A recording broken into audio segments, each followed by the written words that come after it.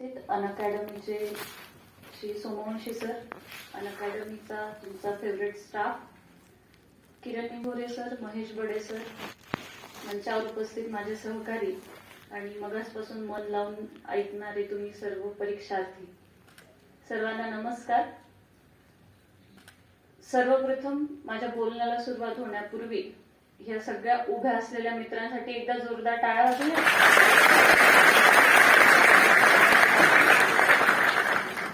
पोरं मगासपासून उभी आहेत आणि हेच जे काय लोक मगासपासून सांगतायत हेच लागतं यशस्वी होण्यासाठी, तळमळ. आणि दुसऱ्या टाळ्या मगासपासून जे कार्यक्रमाला संचलित करतायत अशा सूत्रसंचालकांसाठी एकदा होईल. कारण बऱ्याचदा होतं काय, वक्त्यांना टाळ्या मिळतात, सूत्रसंचालक राहतात आणि मला खरंच त्यांचं मनापासून सूत्रसंचालन आवडलं, अगदी एंट्री पासून, म्हणून त्यांचं कौतुक. पुण्यात सत्काराचा कार्यक्रम आहे. तशी मी पुण्यात फार कमी काळ राहिले, पुण्यात राहिले पण मला पेठेत करमलं नाही, त्यामुळे पुण्यातला सत्कार माझ्यासाठी जरा अभिमानाची बाब आहे. मगासपासून माझे 2 मित्र तुमच्याशी संवाद साधत होते. आम्ही 4 लोक यशोदातून तुम्हाला भेटायला आलोय आणि काल ज्या सिक्वेन्सनी सत्कार घेतला, काल त्या गोष्टीचं कौतुक झालं. कारण आम्ही 12 लोक यशोदातनं सत्कार घेण्यासाठी आलो होतो आणि सर्वप्रथम माझा सत्कार ठेवला मुलींची प्रतिनिधी म्हणून. मला भीती वाटायला लागली की आजही मलाच पहिले बोलायला लावतात की काय, म्हणून मग मी आल्याबरोबर आयोजकांना विनंती केली की मला थोडं शेवटी बोलवा. त्याला कारण हे होतं की मगासपासून जी 2 लोक तुमच्याशी बोलत होती, ही 2 साधी सरळ माणसं आम्ही फ्रंटवर लढायला पाठवली.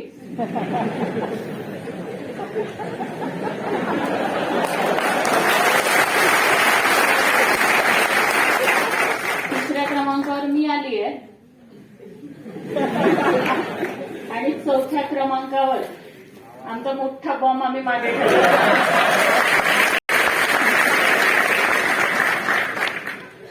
आमचे हरिभाऊ तुमच्याशी जास्त जवळीकतेने संवाद साधतील. असो, पद्माकर सरांनी सांगितलं तसं मला वाटत होतं ते खूप सिन्सिअर आहेत म्हणून,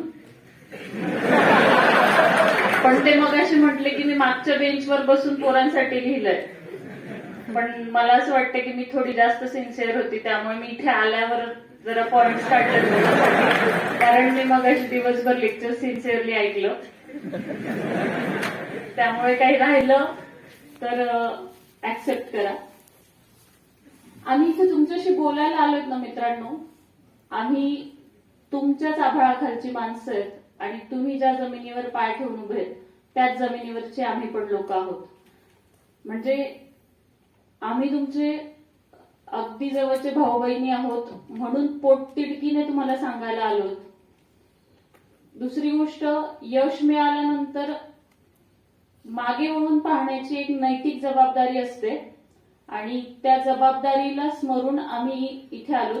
वास्तविक आमचं शेड्यूल खूप टाईट असतं आणि त्या शेड्यूलला स्मरून आम्ही कदाचित नाही म्हणू शकलो असतो, पण कालचा सत्कार घेतल्यानंतर आणि आमचे रोहन सरांनी सांगितलं की आपल्या सर्वांचेच आदर्श आहेत झगडे सर, यांच्या हातून सत्कार घेतल्यानंतर असे सत्कार स्वीकारताना कुठेतरी आपल्यावरच्या नैतिक जबाबदारीची जाणीव होते आणि मग मागे वळून आमच्या सारख्या लोकांकडे आशेने पाहणारे जे तुमच्यासारखे चेहरे, तर तुमच्यासाठी काहीतरी आपल्याला व्हॅल्युएबल देता येईल का, आपल्याला काहीतरी तुमच्यापर्यंत पोहोचवता येईल का, आणि या सगळ्या विचारातनं आम्ही इथपर्यंत येत असतो. मी खरं तर इथे मुलींमधून प्रथम म्हणून मला बोलवलं असावं आयोजकांनी. म्हणजे मी मुलींची प्रतिनिधी म्हणून, माझ्या बॅचला इथे भरपूर मुली बसल्यात आणि पुढच्या बॅचमध्ये यशस्वी होण्याची संख्या त्यांची अर्थात असणार आहे. माझ्या बॅचमध्ये जवळपास 30 ते 35% आम्ही मुली आहोत आणि मी मुलींमध्ये प्रथम आले म्हणून इथे आले नाहीये, तर त्या मागे सोडून आल्या 100-120 मुलींची गोष्ट आणि त्या मुलींचं म्हणणं आणि त्या मुलींचं प्रतिनिधित्व करण्यासाठी तुम्हाला इथं भेटायला आली. म्हणजे लिटरली सांगायचं तर मी निघताना माझ्या 2-4 मैत्रिणींनी मला काही वेळ सांगून पाठवलंय तुम्हाला काय सांगायचं म्हणून. अर्थात ते बोलण्याच्या ओघात येईलच. मगाचपासून जे चाललंय की आपण इथे इन्स्पिरेशन घेण्यासाठी आलोय आणि दुसऱ्या एका गोष्टीचा उल्लेख होतोय की आपण गावाकडची माणसं आहे. सगळेच आपण गावाकडचे आहोत.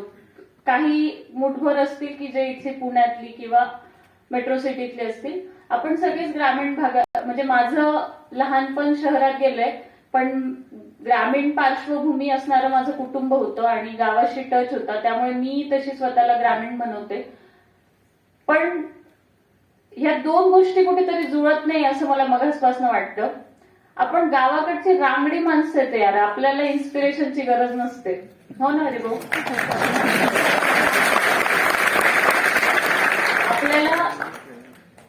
आपल्याला जन्मजात आहे ते. मी इथे पुण्यात असतानाच एक इथल्या मला त्या इन्स्टिट्यूटचं नाव आठवत नाही, इथे फिल्म इन्स्टिट्यूट का काहीतरी आहे, तर तिथे मी कासव नावाचा राष्ट्रीय पुरस्कार प्राप्त सिनेमा बघायला गेले होते प्रिपरेशनच्या फेजमध्ये. आणि त्या पुस्तकात त्या सिनेमातला एक डायलॉग होता, आपल्या सगळ्यांचा आवडता ऍक्टर आणि कवी किशोर कदम. त्या सिनेमाची स्टोरी लाईन अशी आहे की त्यातला जो हिरो आणि हिरोईन त्यांच्या मानसिक स्थितीवर तो सिनेमा बोलतो.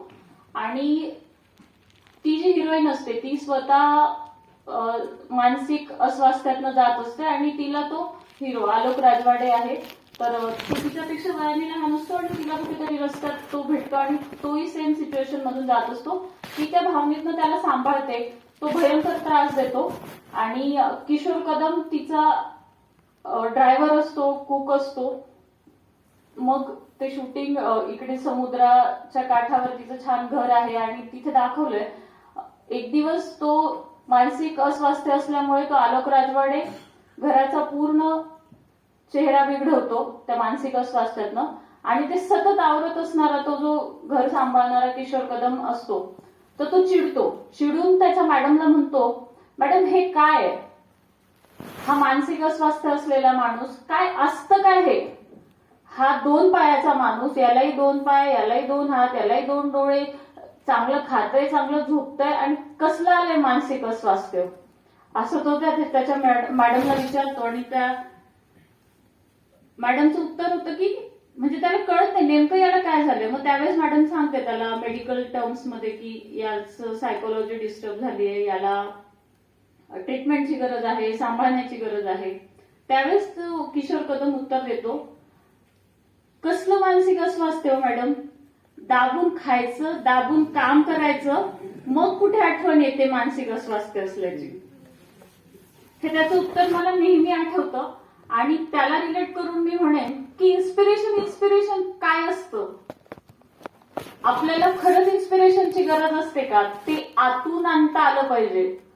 आम्ही जे देऊन जाऊ ती फक्त माहिती असेल, ते तुमच्या आतमध्ये साठवणं आणि तुम्हाला जेव्हा गरज पडेल, जेव्हा हरल्यासारखं वाटेल, पडल्यासारखं वाटेल, तेव्हा ते बाहेर आणणं, तेव्हा त्या गोष्टी आठवणं, तेव्हा त्या गोष्टी रिलेट करणं, याला इन्स्पिरेशन म्हणतात असं मला वाटतं. म्हणजे ही माझी स्वतःची व्याख्या आहे. त्यामुळे बऱ्याचदा मी मगाशी म्हटलं ना की ही 2 साधी लोक तुमच्याशी बोलून गेली, आम्ही 2 लोक आहोत ते अतिशय तिखट भाषेत तुम्हाला काही गोष्टी सांगणार आहोत.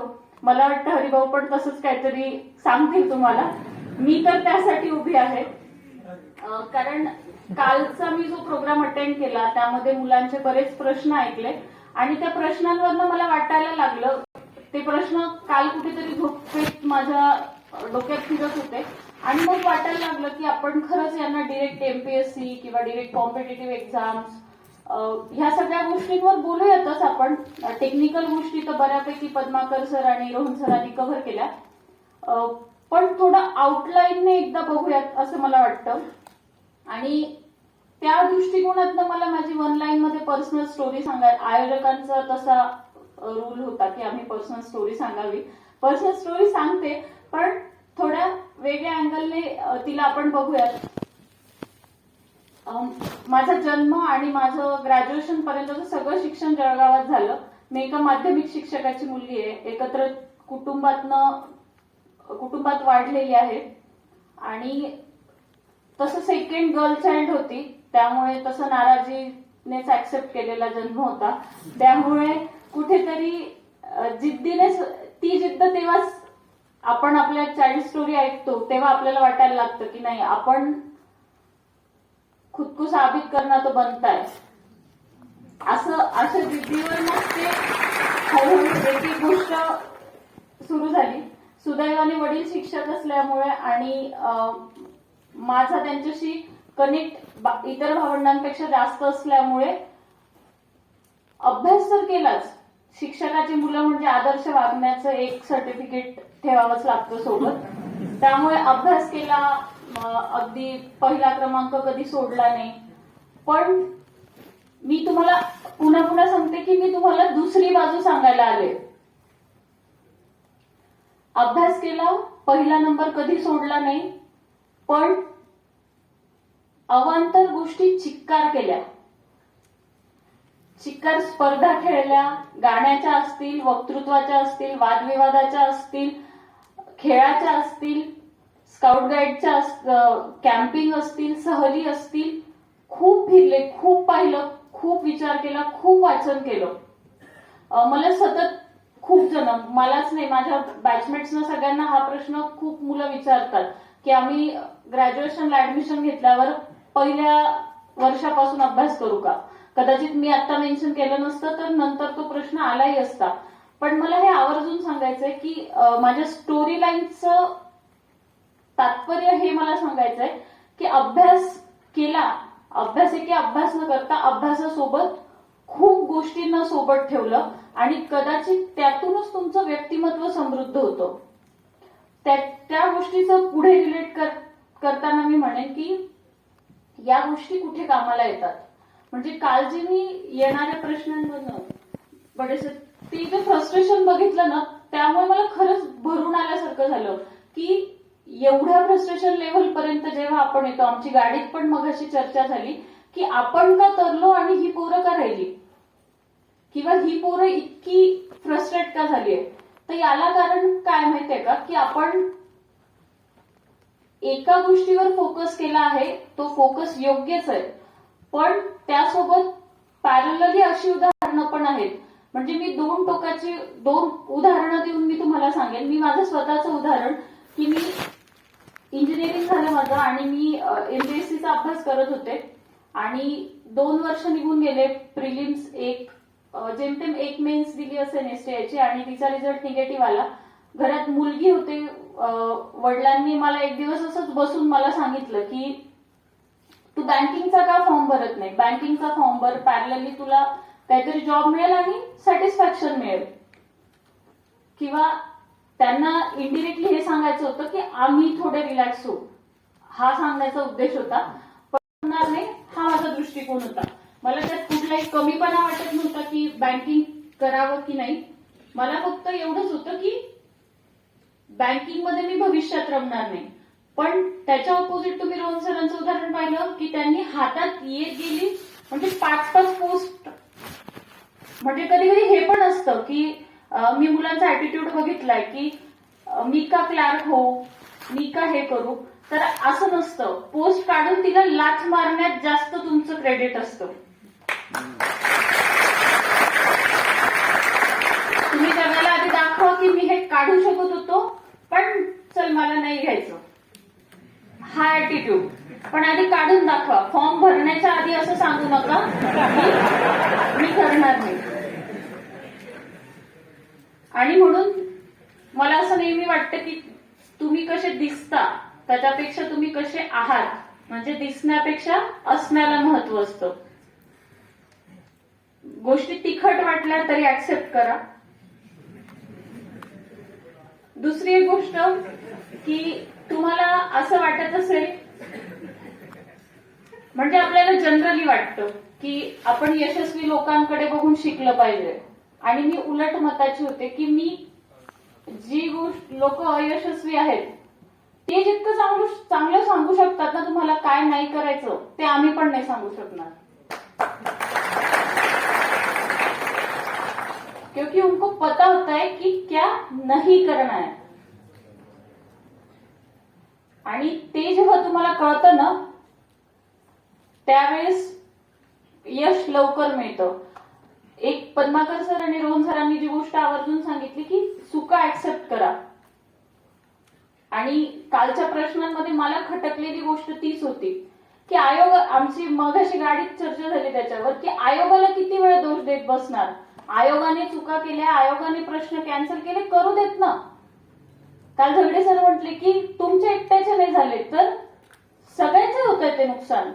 तुमचा फोकस हा नाही झाला पाहिजे. आणि मग असं मी सांगितलं की ह्या अवांतर गोष्टी करणं किंवा तुमचा रस तुम्ही त्या गोष्टी आधी केलेल्या असतील किंवा आता करत असाल तर तुम्ही स्वतःला सापडत जातात. जेव्हा इकडे तुम्हाला कुठेतरी अपयश दिसायला लागतं किंवा सातत्यपूर्ण तुम्ही 2-3 वर्ष ट्राय करतात आणि तरी तुम्हाला यश मिळत नाहीये, तर त्यावेळेस तुम्हाला कळायला लागतं की आपण यात फिट आहे की नाही. याचं उदाहरण आहे सर, म्हणजे मी सेवा दलाच्या लायब्ररीत होते, आम्ही सोबत प्रिपेअर करत होतो. ते काल परवा आम्हाला भेटायला आले, जेव्हा आमंत्रण दिलं त्यांनी एक वाक्य बोलले ते मला की मॅडम तुम्ही अभ्यास करून पोस्ट काढली, आम्ही ह्या कामाला लागलो. पण मला खरोखर कौतुक वाटलं की अभ्यास करताना त्यांना कळलं की आपण कशासाठी बनलोय. आपण नेतृत्व करण्यासाठी बनलोय. आपल्या सगळ्या पोरांच्या खूप मागण्यांसाठी त्यांनी यशस्वीपणे लढा दिलाय त्यांच्या स्टुडंट राईट्स फाउंडेशन मधून. तात्पर्य हे आहे की त्यांना वेळेवर कळलं की मी काय करायचंय किंवा मी काय करू शकतो. आणि हे जितक्या लवकर तुम्हाला कळेल, प्लॅन बी वगैरे आम्ही गोष्टी करतो त्याकरताच करतो. आणि फक्त आपण काय करतो, इथून जाऊन ऐकून भारावतो, अंगावर काटा उभा राहतो आणि मग घरी गेल्यावर ते काटे जो झोपतात, मग ते नंतरची प्रिलिम्स फेल झाल्यावरच जागे होतात किंवा मग ते पुन्हा जागे करण्यासाठी कुठेतरी पुढच्या आणखीन 4 लोकांना ऐकायला जावं लागतं. तसं नका करू. सारखे ते इन्स्पिरेशनचे व्हिडिओ बघण्यापेक्षा टेक्निकल कामाचे व्हिडिओ बघा. मी त्याकरता पहिलं वाक्य सांगितलं की इन्स्पिरेशन तुमच्या आतमध्ये आहे. आम्ही ज्या गोष्टी सांगितल्या त्या गोष्टी लिहून ठेवा किंवा त्या गोष्टी स्वतः, म्हणजे कधी कधी स्वतः शहाणं असणं हे पण खूप चांगलं असतं. म्हणजे मला होता तो ऍटिट्यूड की एका ठराविक लिमिट पर्यंत मी कोणाचं तरी ऐकायचं आणि स्वतःच्या मनाचं करायचं. म्हणजे मी माझ्या वडिलांना दिलेलं उत्तर त्या ऍटिट्यूड मधनंच आलं होतं. पण मग हे तुम्हाला सिद्ध करता आलं पाहिजे की मी निवडलाय हा रस्ता तर मी तो पूर्ण करेन. आणि शेवटी हे स्पर्धा परीक्षेचं फील्ड आहे. यात स्पर्धा येणार, संघर्ष येणार. मग त्यामध्ये फक्त ती स्पर्धा कुठेतरी जीवघेणी होता कामा नये. हेल्दी कॉम्पिटिशन असायला पाहिजे. तुमच्यात सरांनी जसं सांगितलं की ग्रुप करा, पण ग्रुप त्यातल्या त्यात ग्रुप मेंबर्स तुमचे कुठले न्यूसेन्स क्रिएट करणारे नकोत. हेल्दी कॉम्पिटिशन असली पाहिजे. म्हणजे मी माझ्या स्वतःच्या उदाहरणावरून सांगेन, मी सीआयकला पण 1 वर्ष अभ्यास केला. SISC म्हणून UPSCची जी गव्हर्नमेंट ट्रेनिंग इन्स्टिट्यूट होती, आणि मला तिथे जो ग्रुप मिळाला त्यातलं, तर त्या ग्रुपचा मला खूप फायदा झाला. दुहेरी फायदा झाला, पोस्ट मिळण्याला पण आणि लग्न करण्याला पण.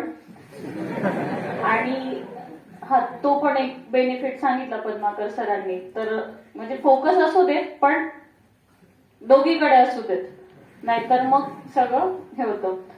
तर सांगायचं तात्पर्य हे की ग्रुप चांगला असला म्हणजे आमच्यातल्या 2 लोकांची पहिल्या वर्षी पोस्ट निघाली. आमचा 5 लोकांचा ग्रुप होता आणि त्यानंतर ती 2 लोक पिसडल्यासारखी आमच्या मागे लागली. म्हणजे टाकून बोलायचे ते आम्हाला अक्षरशः, चांगले आहे तुम्ही.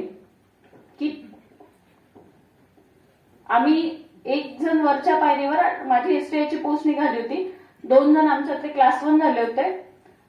मी खालच्या पायरीवर, म्हणजे मंदिराची छोटीशी पायरी होती, 2 जणांना वरती बसायला जागा मिळाली आणि 1 जण मी खाली बसले. तर त्यावेळेस माझ्या त्या मित्रांनी मला सांगितलं, क्लास 2 लोकांना असं खाली बसायला मिळतं म्हणे, क्लास 1 लोक वरती बसतात. ते वाक्य माझ्या इतक्या जिव्हारी लागलं. म्हणजे त्याने मला हिनवण्यासाठी म्हटलं नव्हतं, त्याचा इंटेन्शन होतं की मी बराच काळ एसटीआयच्या यशामध्ये रमत चालली होती आणि हे त्याच्या कुठेतरी लक्षात यायला लागलं होतं आणि त्यामुळे त्यांनी मला स्पष्ट सांगितलं की क्लास 2 लोक खाली बसतात. ते वाक्य इतकं डोक्यात फिट बसलं की मग त्या जिद्दीवर पुढे अभ्यास सुरू झाला. म्हणजे मित्र तुमची अशी असली पाहिजेत की तुम्हाला ह्या सगळ्यातून किंवा या अपयशाच्या रहाटगाडग्यातनं बाहेर काढणारी असली पाहिजेत. तुमच्यापेक्षा त्यांना माहित असलं पाहिजे की तुमच्यात काय कॅलिबर आहे आणि त्या दृष्टिकोनातनं ते तुम्हाला नेणारी पाहिजे. प्लॅन बीच्या दृष्टिकोनातनं सगळ्यात उत्तम उदाहरण मी नेहमी देते आपल्या सगळ्यांचे आदर्श शिवाजी महाराज. तुम्ही प्लॅन बी केलात किंवा आहे तो रस्ता सोडून दुसरा रस्ता निवडलात तर लोक तात्पुरते बोलतात मित्रांनो. म्हणजे हा माणूस एका ठिकाणी फ्रंटवर लढायला जातो, एका ठिकाणी अफजल खानासारख्या शत्रूला त्याच्या बोटात काहीतरी कॉन्स्पिरसी करून मारतो, कुठेतरी तह करतो, 23 किल्ले देतो. एकच माणूस आहे पण strategy is different in every situation. कोणी कमी म्हणत नाही आपल्याला. कमी म्हणणारे पण तेच असतात, सत्कार झाल्यानंतर हारतुरे आणणारे पण तेच असतात. त्यामुळे तुम्हाला जे योग्य वाटतंय, तुम्हाला जो योग्य डिसिजन वाटतोय तो घ्या. 2-3 टेक्निकल गोष्टी मला सांगायच्या आहेत की कोविड काळात ज्या गोष्टी डिस्टर्ब झाल्या. मी मुद्दाम तुम्हाला प्रिलिम्स मेन्स असं सांगत नाहीये कारण ते क्वेश्चन आन्सर मध्ये आपण डिस्कस करूयात आणि रोहन सरांनी बऱ्यापैकी तुम्हाला सांगितलं. मला आउटलाईन ह्या 2-3 गोष्टी सांगायच्या आहे की आपण ज्या गोष्टी माइंडसेटमध्ये बसवल्याय की माझा लायब्ररीतच अभ्यास होतो, माझा पुण्यातच अभ्यास होतो, कोचिंग लावल्यावरच अभ्यास होतो, तर हे असं काही नाही. आउट ऑप्शन आणला, आमच्या बॅचसाठी रिझल्ट रिवाइज केला आणि आता ट्रेनिंग मध्ये पण आमचा संघर्ष चालूच आहे रोजसाठी. म्हणजे नवीन नवीन जे काय प्रयोग होतात ते आमच्यावर होत आहेत. त्यामुळे आम्ही स्वतःला संघर्ष बॅच म्हणतो. उदाहरण यासाठी सांगितलं की त्या गोष्टी मनाला लावून घेऊ नका. माझ्या पर्सनल पातळीवर मला पोस्ट काढायची आहे, मला हे मिळवायचं आहे म्हणून मी काय करणं अपेक्षित आहे आणि तेवढंच फोकस ठेवा. आणि छोट्या छोट्या गोष्टी स्वतःला आत्तापासून घडवायला सुरुवात करा. अधिकारी उद्या बनायचंय तर आज अधिकाऱ्यासारखं वागा. माज म्हणून नाही तर अधिकाऱ्याच्या क्वालिटीज म्हणून त्या डोक्यात ठेवा. नाहीतर आत्तापासून अधिकारी म्हणून रस्त्यावर माज करणं ह्यासाठी सांगत नाहीये. अंडरलाईन करा. तर एक छोटे छोटे मॅनर्स असतात तुमच्या वागण्यात, बोलण्यात, विचारांमध्ये. तर ह्या सगळ्या गोष्टी स्वतःमध्ये आत्मसात करा. अभ्यास ही वेगळी गोष्ट असते आणि अभ्यासा प्लस तुम्हाला ह्या सगळ्या गोष्टी त्यामध्ये इन्क्लूड करून तुम्हाला स्वतःला घडवायचं असतं. मी बऱ्याचदा हे स्टेटमेंट टोकाचं वाटतं पण मी बऱ्याचदा माझ्या बोलण्यात नाही सांगते की एमपीएससी किंवा युपीएससी तुम्ही त्या लायक होत नाही तोपर्यंत तुम्हाला प्रिलिम्स मध्ये पण एंट्री देत नाही. हे स्टेटमेंट तुम्ही लिहून घ्या. कारण तुम्ही त्या चाळणीतनं ज्या वेळेस बाहेर जातात तर त्या चाळणीसाठी ज्या इलिजिबिलिटी लागते तर ती जेव्हा तुम्ही तुमच्या स्वतःत आणतात त्यावेळेस तुम्हाला ते एंट्री देत जातात. म्हणजे आम्ही खूप परिपूर्ण आहोत अशातला भाग नाही पण त्या स्टेजेस आहेत. म्हणजे इथून तर इथपर्यंत येण्यापर्यंतचा आमचा प्रवास जो होता त्यामध्ये ह्या गोष्टी आम्ही स्वतःमध्ये आणल्या आणि त्याचा परिपाक म्हणून इथे बसायला मिळतंय. लोक रिसीव्ह करतात, लोक बुके देतात किंवा जे काय प्रसिद्धी देतात तर त्याला कारण हे असतं की हा जो प्रवास आहे ना अंतर थोडंसं आहे पण त्यासाठी अनेक वर्ष निघून जातात, अनेक खस्ता खाव्या लागतात. तर ह्या सगळ्या छोट्या छोट्या गोष्टी स्वतःजवळ ठेवा. शेवट करताना फक्त एक छोटीशी गोष्ट सांगेल.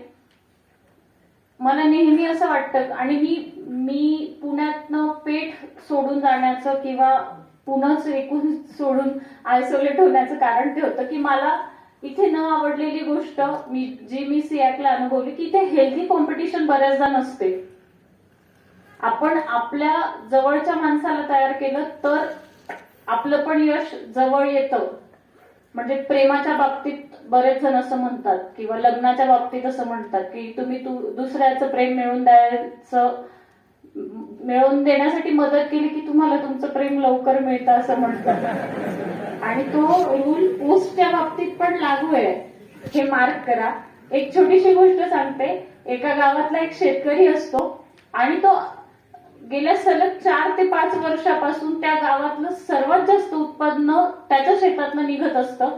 आणि असं सगळं आउटस्टँडिंग सगळं असल्यावर त्याचं उत्पन्न एकदम भारी भरकम, अचानक तो श्रीमंत होतो, सगळ्या गोष्टी होतात आणि त्याचं सगळीकडे नावलौकिक होतो. आणि असं काय त्याने 3-4 वर्षात केलं असं म्हणून त्याला विचारण्यासाठी किंवा त्याची मुलाखत घेण्यासाठी प्रसार माध्यम गावात येतात आणि त्याला विचारतात की काय रे बाबा, तू पण आतापर्यंत सामान्य शेतकरी होतात, मग गेल्या 3-4 वर्षात तू असं काय केलं की ज्यामुळे हा एवढा बदल झाला, तू गरिबीतनं वर आला आणि गावात सर्वात श्रीमंत झाला.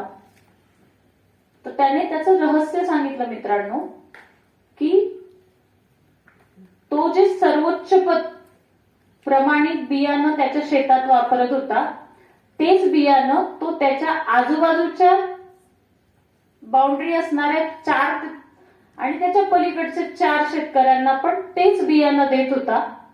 ह्याचं कारण पिकं कशी येतात हे तुम्ही परागी भवनातनं शिकला असाल. तर ते पक्षी शेजारच्या माझ्या आजूबाजूच्या शेतकऱ्यांनी जर लो क्वालिटीचं बियाणं रुजवलं तर पक्षी परागी भवन करून त्या बिया माझ्या शेतात आणणार आणि माझ्या पण पिकांची क्वालिटी डिस्टर्ब होणार. यासाठी त्यांनी ही पॉलिसी असते त्याची की त्याने आजूबाजूच्या शेतकऱ्यांना पण तो जे उत्तम प्रतीचं बियाणं रुजवतोय तेच बियाणं फुकट वाटून टाकलं. आणि मला वाटतं की ह्यातलं तात्पर्य तुम्हाला समजलं असेल की असं उत्तम प्रतीचं बियाणं तुमच्या आजूबाजूला रुजवत चला. माणसं अशीच गोळा होतात. पुढचा प्रवास अधिकारी बनून पदावर आल्यानंतर माणसांनीच समृद्ध होतो. त्यामुळे पुस्तकं वाचता वाचता स्वतःला आरशात बघा की आपण माणूस म्हणून कसे होतोय आणि ते माणूस पण मिळवण्याचा प्रयत्न करा. स्पर्धा होत राहतात मित्रांनो. यश अपयश हा आयुष्याचा भाग असतो. त्याला खिलाडू वृत्तीने घ्या. एकमेकांच्या हातात हात घालून चाला. आमची मदत लागली तर आम्हाला कधीही सांगा. We are there for you. मी आधीच म्हटल्याप्रमाणे की आमची नैतिक जबाबदारी आहे आणि आम्हाला इथे बोलवलं, तुमच्याशी बोलण्याची संधी दिली, त्यामुळे मी आयोजकांचे मनापासून आभार मानते. धन्यवाद आणि भविष्यासाठी खूप खूप शुभेच्छा.